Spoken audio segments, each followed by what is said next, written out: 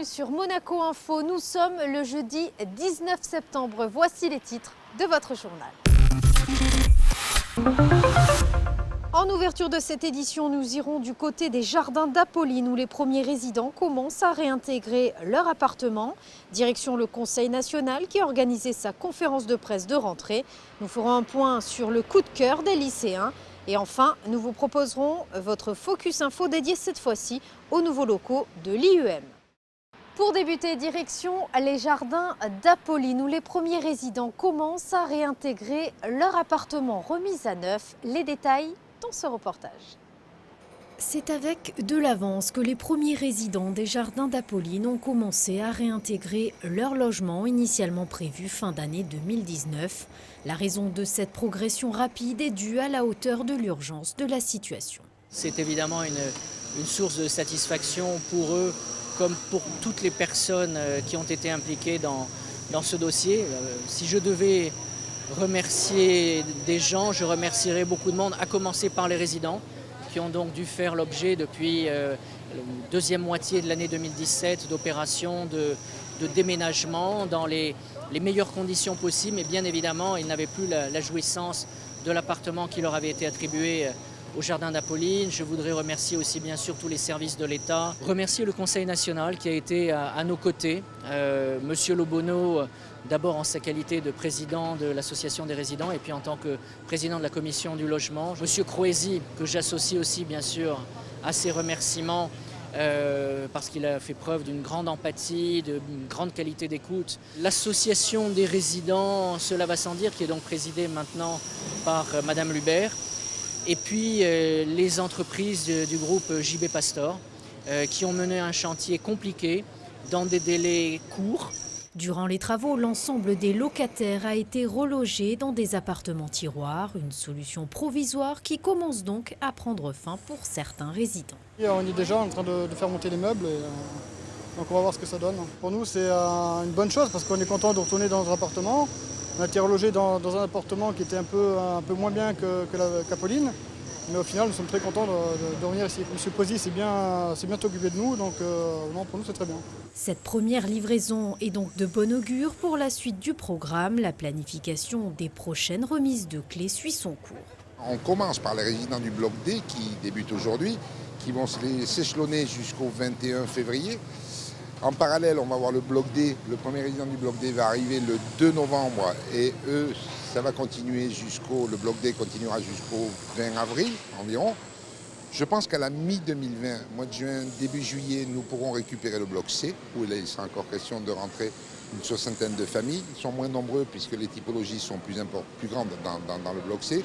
Et le bloc A, on est toujours sur une livraison pour la fin de l'année 2020. Avant mars 2021, les travaux seront terminés et tous les locataires auront retrouvé leur appartement. Direction le Conseil national pour y découvrir les sujets qui ont été évoqués à l'occasion de leur conférence de presse de rentrée, avec notamment la présence du président de la Haute Assemblée, Stéphane Valéry, un reportage de Fabien Bonilla.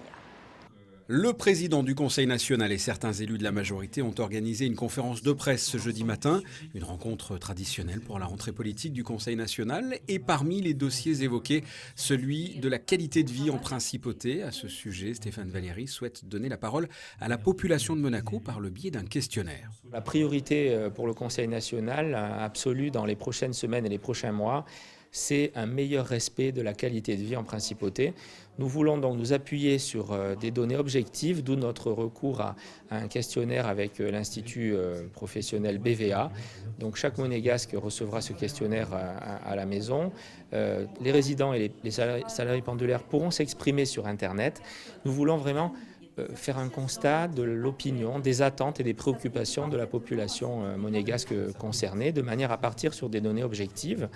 Suite à ces données, nous ferons bien sûr des propositions pour que très concrètement, dans la politique du gouvernement, se traduisent un certain nombre de mesures attendues par les monégasques et les résidents. Une date à retenir pour cette rentrée politique, le 30 octobre, où il sera question du vote du projet de loi relatif à l'interruption volontaire de grossesse, l'IVG, mais également du vote du projet de loi du contrat de vie commune. Le CVC, le contrat de vie commune, donc effectivement la position du Conseil national est très claire. Ce que l'on souhaite, c'est pouvoir formaliser l'union libre sous toutes ses formes, donc que ce soit hétérosexuel ou homosexuel en principauté. Ce n'est pas un mariage, il y a des différences marquantes, la transmission de la nationalité, le fait que ça ne soit pas fait auprès d'un officier d'état civil mais devant un notaire.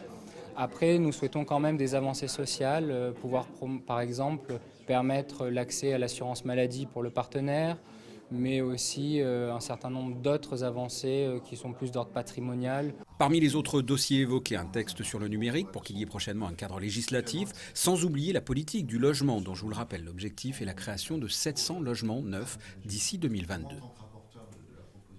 Suite de notre série de reportages consacrés au coup de cœur des lycéens. Ce mercredi, ces jeunes avaient rendez-vous pour les fameuses délibérations. Cependant, le nom du lauréat ne sera pas dévoilé avant le mois d'octobre. Sandrine Nègre les a suivis. Je vous distribue un papier, donc vous sortez un stylo. Vous écrivez le nom de l'auteur et le titre. Depuis plus de 10 ans maintenant, la Fondation Prince-Pierre associe les jeunes à ses prix à travers ce coup de cœur des lycéens.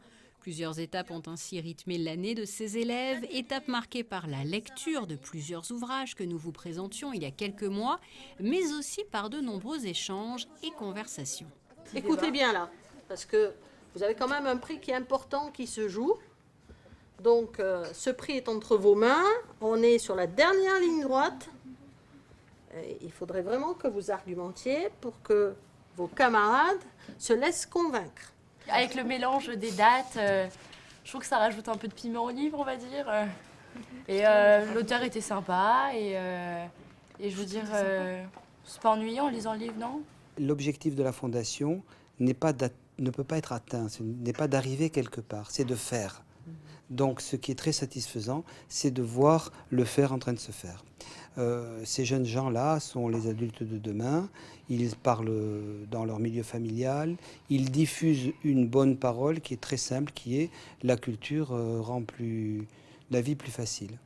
Et je crois que je leur ai dit tout à l'heure quelque chose comme continuez à lire parce que la lecture ne vous laissera jamais tomber. Le travail de la Fondation, c'est de témoigner de la culture en train de se faire. Elle se fait à travers bien sûr les créateurs, mais elle se fait à travers aussi ceux qui donnent vie à leur création en la prenant avec eux.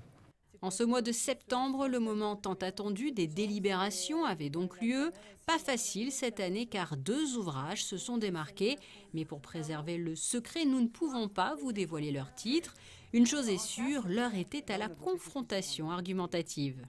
Pour vous, une idée qu'il faut que vous gardiez à l'esprit peut-être, hein, c'est vous qui voyez, c'est que ce sont des premiers romans. Donc la question qu'on peut se poser, pour les départager, c'est par exemple, est-ce que vous pensez que l'un ou l'autre a plus de chances d'en écrire un second qui soit aussi intéressant? Non, ce n'est pas une question que je vous pose, vous la posez à vous-même, la question.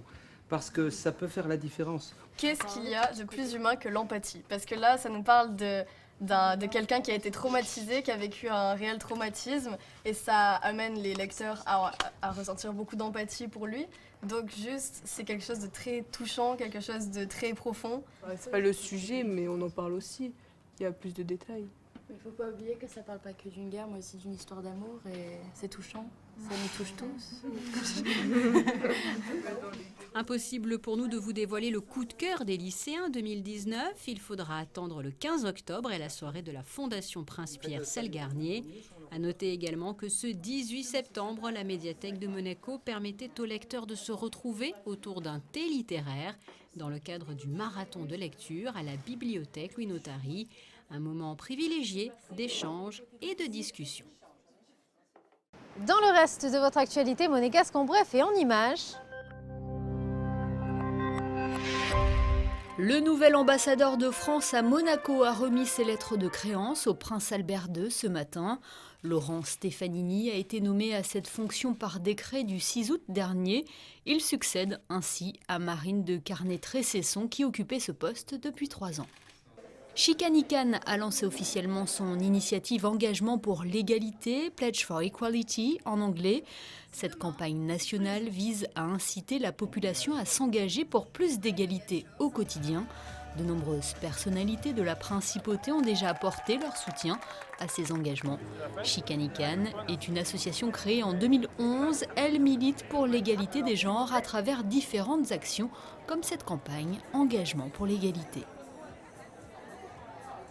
Place désormais à votre Focus Info dédié à la découverte des nouveaux locaux de l'IUM. Il y a quelques mois, l'établissement se trouvait au Stade Louis II. Pendant l'été, les équipes se sont installées dans l'immeuble Stella à la Condamine. Sandrine Nègre vous en dit plus.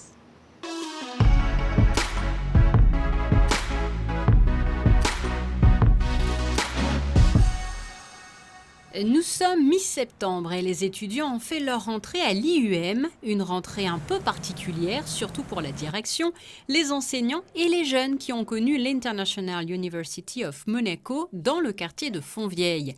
Désormais, les nouveaux locaux se trouvent ici au cœur de la Condamine, dans l'immeuble Stella, rue Hubert-Clérici. Nous avons suivi la pré-inauguration, puisque l'inauguration officielle aura lieu dans quelques temps. L'occasion de vous faire découvrir ces lieux. Hello everybody. Good to have you back again. I know a part of you spent summer in an internship. I hope it went well and you had a lot of experience, interesting opportunity to learn. Désormais, ce sont donc 2000 mètres carrés répartis sur 3 niveaux qui accueillent l'ensemble des étudiants. Les espaces ont été optimisés et sont le fruit d'un travail sur 3 années. Terminé donc le Stade Louis II qui accueillait l'IUM depuis ses débuts en 1986. Le déménagement a commencé fin juillet. Alors êtes-vous un directeur heureux dans ces locaux ? Plus qu'heureux, très très heureux. C'est vrai qu'on a changé d'époque. Ce sont des locaux plus modernes, plus spacieux. Et puis probablement plus convivial aussi, mais plus fonctionnel surtout. C'est un projet très coopératif avec le gouvernement, bien sûr, le gouvernement princier, qui nous a aidés, accompagnés et qui a financé aussi une partie de ces aménagements non négligeables. Et puis une entreprise monégasque bien connue du bâtiment qui a participé à la construction. Tous les étudiants que vous voyez autour aujourd'hui, pour une partie, ont fait leur début de scolarité dans les anciens locaux d'IUM, au stade. Donc ils découvrent cette nouvelle université. Et les retours qu'on peut avoir de leur part, c'est qu'ils en sont ravis. C'est plus moderne, il y a plus de fonctionnalités pour eux, c'est plus connecté. C'est plus ouvert aussi. Les services étudiants sont regroupés, ils ont des espaces de travail qui leur sont dédiés où ils peuvent travailler en groupe, ce qui est important pour l'université. Puis le quartier, tout simplement, est agréable aussi pour les étudiants. Un constat confirmé quelques minutes plus tard par les étudiants eux-mêmes. C'est une véritable réussite, tout d'abord de par l'architecture, la technologie. On y retrouve un espace beaucoup plus connecté, beaucoup plus concentré. Le deuxième étage est dédié justement uniquement aux étudiants. L'interface aussi est exceptionnelle, ça nous met plus en confiance, ça nous donne envie d'étudier. Quand on voit des beaux locaux tout neufs, des belles chaises, de quoi charger son téléphone, de quoi charger son ordinateur pour pouvoir prendre des notes constamment. C'est vraiment une belle réussite et ça permet vraiment aux étudiants de se mettre en confiance et de se retrouver pour repartir de plus belle du coup pour cette année de bachelor. Plusieurs éléments n'ont pas été acheminés jusque dans les nouveaux locaux et ont été gracieusement donnés à une université au Kenya pour offrir à ces éléments une seconde vie. Ici, dans les nouveaux locaux, la modernité est frappante. Moi, je les trouve superbes. Ils sont magnifiques, ils sont grands, ils sont neufs, ils sont technologiques. Une grande avancée. Ah, moi j'adore. Moi ce que j'adore c'est surtout le quartier parce qu'avant on était autour du stade donc c'était plus le côté business, il y avait des immeubles. Alors que là on se retrouve vraiment dans une zone où il y a tous les commerces pour manger le midi. Moi j'adore la localisation vraiment. C'est ce que j'aime le plus. Et c'est vrai que la façon aussi que ça a été fait, les couloirs donnent vraiment un effet plus grand où il y a beaucoup de classes parce qu'on n'avait pas énormément de classes au stade. Donc non vraiment c'est un point positif. Elles font ainsi partie des 600 étudiants qui ont fait leur rentrée. D'autres devraient aussi arriver au mois de janvier 2020, la capacité de l'IUM étant de 800. L'éco-responsabilité est une valeur que l'IUM cherche à transmettre à ces jeunes originaires de Monaco, de France, d'Italie, de pays anglo-saxons et globalement du monde entier. On a cet engagement depuis longtemps dans notre mission, mais on a essayé de le rendre plus concret en arrivant dans ces nouveaux locaux. Déjà à réduire l'impression de papier, on a divisé par 4 le nombre de photocopieurs, et vous savez qu'une école ça consomme beaucoup de papier.